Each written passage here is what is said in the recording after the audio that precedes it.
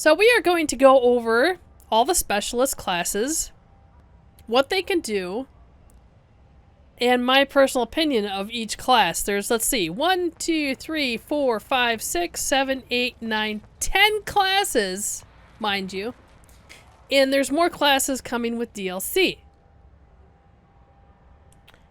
I am not a fan of this because Battlefield has its staples, what they're known for.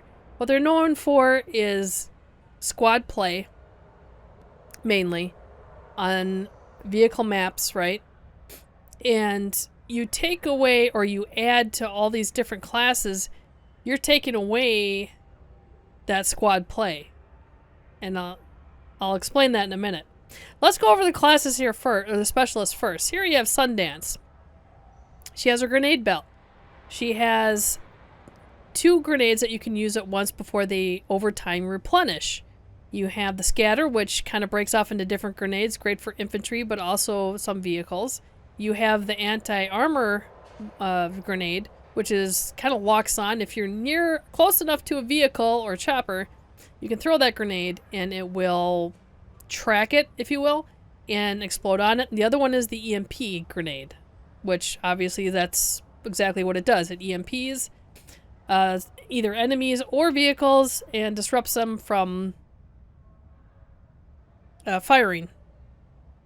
And she also has the wingsuit. So we can look at, I could actually look at the different grenades here. And the wingsuit, and that's good for these big, huge maps for getting around when you cannot get into a vehicle when nobody stops to pick you up from spawn. This is my other little rant thing going on. Let us pick where we want to spawn at the beginning of the game, like every other Battlefield. Cut out this cutscene crap. Let me spawn where I want to spawn, please. Okay, so back to the specialist. Sundance, she is kind of a mix of in my opinion, a selfish, but also kind of a team play class, because she can do a lot of things to vehicles and stuff like that with the anti-armor grenade. So she's kind of a 50-50 on in my opinion, as far as selfish play, squad play. The next, Dozer, just get him out. He has no business being here. Just get him out. There is no team play in this, no squad play in this whatsoever. It's just for selfish reasons only. Don't like it. McKay also can be a selfish class specialist also. He has the grappling hook that can get you into places that only other McKays can get to. McKay, however you want to pronounce it. I've heard it both ways. And again, the rest of your squad can't get there. You could argue the fact that he could have a spawn beacon and have a good spawn place for your squad in that, but nobody ever does this. And same thing with the Sundance. You could argue that same point, could put a spawn beacon somewhere, but no, we'll get to that later. This is also, in my opinion, a selfish class. You move faster when aiming on zip lines. That's what kind of a perk is that? This is also a selfish class. I wouldn't mind if this goes either. Irish. This is the first good squad play specialist in the lineup here. The main thing is because of not the shield, but the APS-36 shoot down Sentinel. Now it doesn't shoot down everything. I'm not exactly sure how this works yet, is if it's on some kind of timer or it only has so many anti-rockets, anti-grenade system to take out.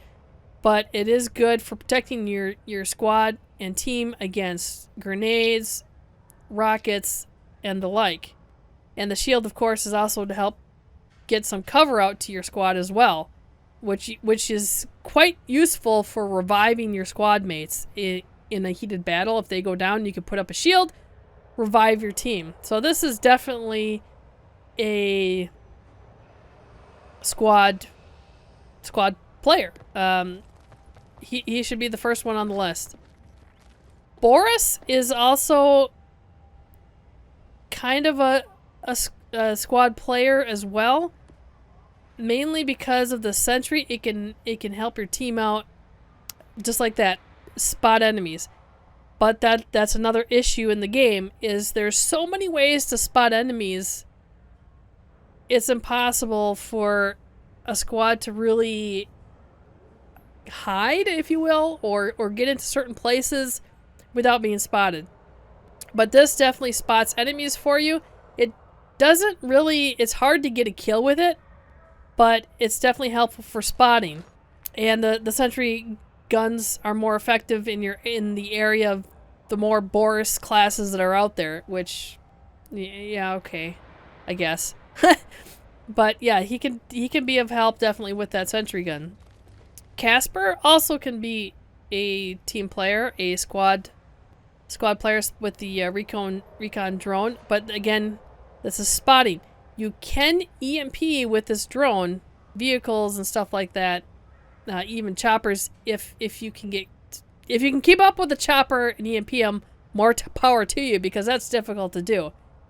The EMP is very short-lived though, so it's great for spotting, great for temporarily taking down the artillery of a tank, and likewise, so your squad has a chance to try to take it out with RPGs or the M5 anti-tank grenades, you know, stuff like that.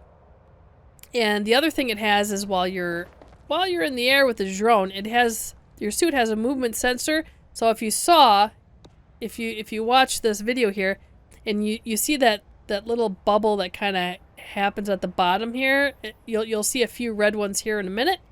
That means an enemy is getting closer, or really close to you if there's a lot of them. Like right there, you saw a bunch of red lines, means there's an enemy right next to you. The more lines, the closer they are. Ro, however you pronounce his name, is also a recon kind of specialist. He can hack enemies. Now this is also kind of a squad help as well. He can but is very, very short. Temporarily is kind of like an EMP. Temporarily hack an enemy drone, an enemy dog, sentry, tanks, any of the vehicles, but it's very short-lived. It's not long enough if you ask me. So a lot of people don't play with him, but it's just enough to get your squad to be able to take something out, and he is definitely a squad player. Downing a hacked enemy reveals enemies. That is hard to do. It's almost impossible to do with this class. To be able to hack an enemy and then kill them is almost impossible in this game, so that's kind of a moot point there. Pike, however you want to pronounce her name here too, that I've heard it different ways, Pack and Pike. Another recon kind of area. She has the EMGX scanner, and it's battery operated, so you have a limited time to use it, but you can see enemies through walls and cover and know exactly where they are. And it brings us up for the rest of your team as well. Another spotting thing that we don't really need. I mean, we have sensor balls, we have, you know, there's so many other ways to spot. I don't like this class. I think it's a little bit selfish in a way, because it's, you know, well, where's this person? Let me look, you know.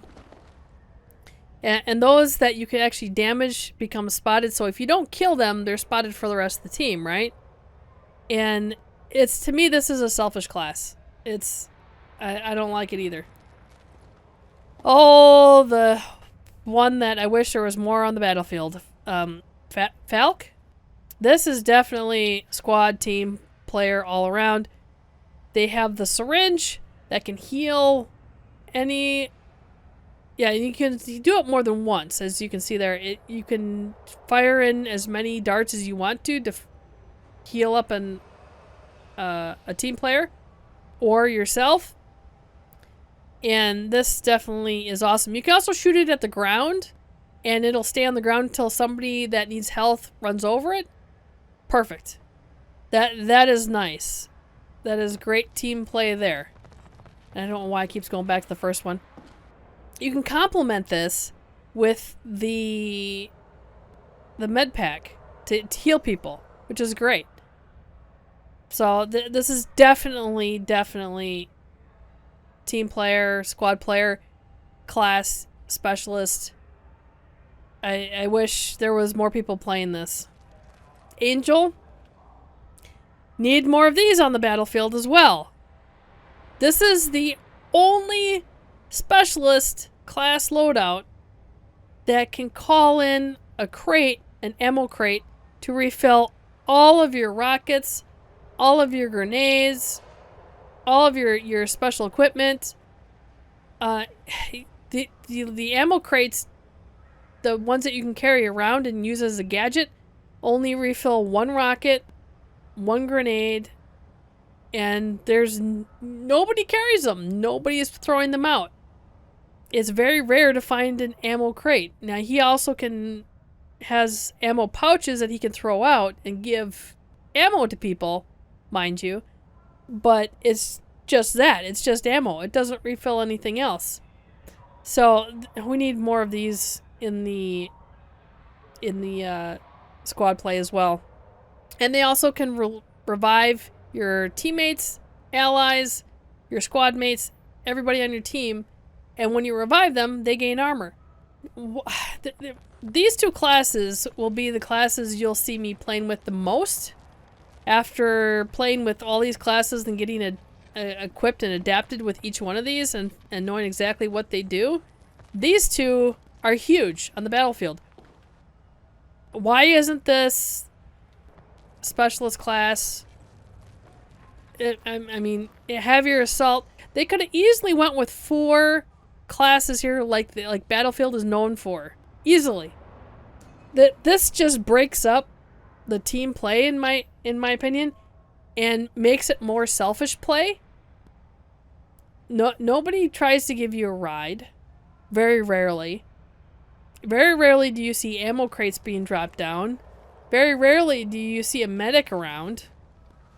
A few times you get revived, but there's so many specialists and classes